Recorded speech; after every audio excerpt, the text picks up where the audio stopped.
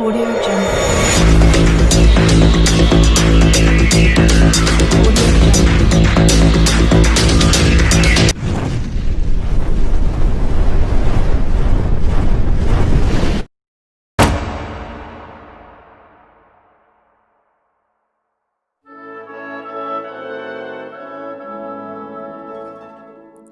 Indonesia merupakan negara hukum, di mana di dalamnya terdapat 3 sistem hukum yang berlaku.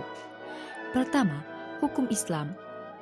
Yang kedua, hukum adat. Dan ketiga, hukum barat atau sipil.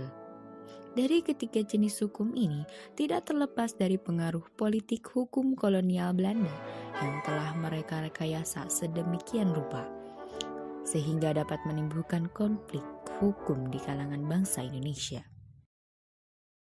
Pada mulanya, pemerintah kolonial Belanda belum memahami sebenarnya tentang status hukum adat, serta belum mempunyai kepentingan terhadap hukum yang berlaku di Indonesia. Namun ketika hubungan orang-orang Belanda dengan orang pribumi mulai meningkat, yakni ketika perusahaan-perusahaan perkebunan teh, kopi, karet, dan sebagainya mulai meningkat dan perdagangan semakin lancar di pasar dunia, maka barulah timbul persoalan dari pemerintah kolonial Belanda tentang bagaimana sebaiknya melayani kepentingannya tersebut dengan memanfaatkan hukum di Indonesia. Dalam hal ini, di kalangan pemerintah kolonial Belanda terdapat 2 porsi pendapat tentang penciptaan hukum tertulis. Pertama, menuduhkan orang-orang pribumi kepada hukum Eropa, dan yang kedua, mengadakan sebuah kitab undang-undang hukum perdata tersendiri untuk orang-orang Indonesia dengan webbook.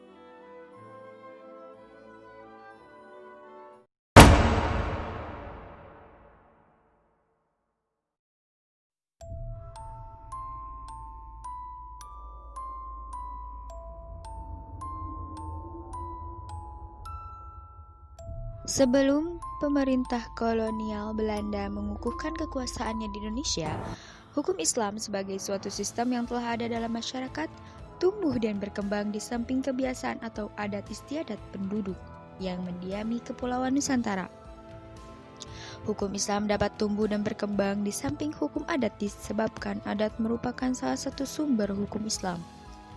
Kekuatan mengikat hukum adat menurut hukum Islam sama dengan kekuatan mengikat syariat terhadap umat Islam. Tetapi, hukum adat tersebut haruslah tidak bertentangan dengan hukum Islam.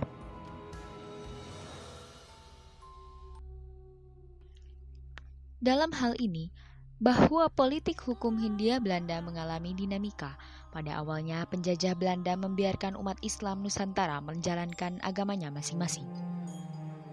Bahkan mereka menghormati membantu proses legislasi hukum Islam ke dalam sistem hukum masyarakat Nusantara. Melalui Snoeck-Horne, Belanda menganggap bahwa hukum Islam adalah hukum yang asing dalam masyarakat Nusantara dan yang berlaku adalah hukum adat, sebagaimana dalam teori reseptif.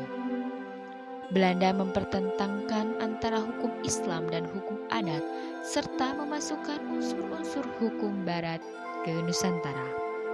Politik hukum kolonial Belanda ini ternyata sangat efektif dan masih membekas.